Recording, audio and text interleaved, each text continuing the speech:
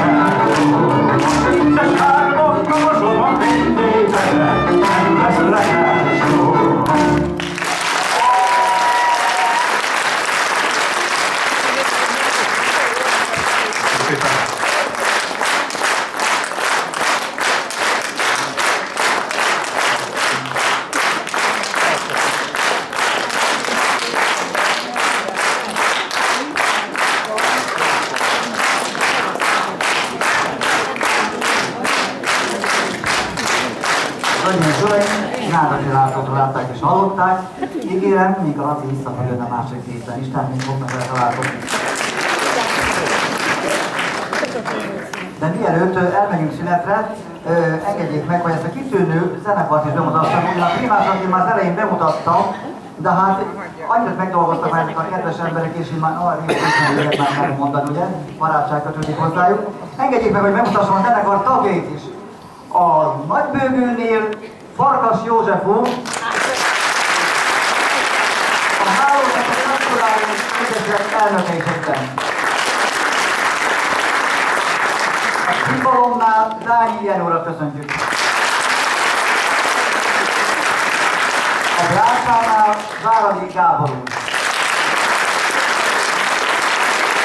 Mindannyian kiváló muzsikusok, és természetesen a Primások Ibs Berki László.